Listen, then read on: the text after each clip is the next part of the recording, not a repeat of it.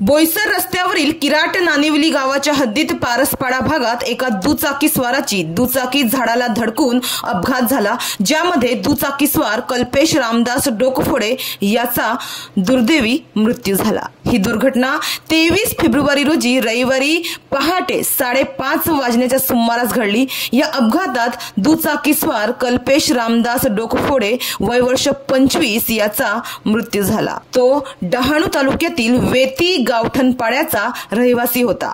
तर या प्रकरणी मनोर पोलीस ठाण्यात अपघाती मृत्यूची नोंद करण्यात आली आहे। तर या अपघाताप्रकरणी मिळालेल्या माहितीनुसार कल्पेश डोकफोडे हा शनिवारी 22 तारखेला रात्री 8 वाजण्याच्या सुमारास त्याचा मेहुणा रुपेश यशवंत कांबळी याची दुचाकी घेऊन बोईसर पूर्वेकडील पडघा येथे त्याच्या सासरवाडीला गेला होता। बोईसर पडघा येथे सासरवाडीला रात्रभर थांबून रविवारी पहाटे 4 वाजण्याच्या सुमारास दुचाकीने तो आपल्या घरी डहाणू तालुक्यातील वेती गावठणपाड्याकडे जाण्यासाठी निघाला होता।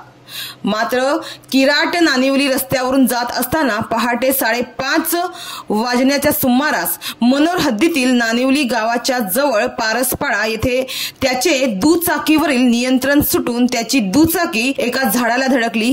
यामध्ये गंभीर जखमी झालेल्या कल्पेशला मनोरच्या ग्रामीण रुग्णालयात दाखल करण्यात आले, मात्र तेथील डॉक्टरांनी त्याला तपासून मृत घोषित केले। तर या प्रकरणी मनोर पोलीस ठाण्यात अपघाती मृत्यूची नोंद करण्यात आली आहे। मात्र अवघ्या 25 वर्षाच्या वयातच कल्पेशच्या अशा अपघाती निधनानं त्याच्या मित्र परिवारासह सासरवाडीमध्ये दुःखाचं सावट पसरलं आहे।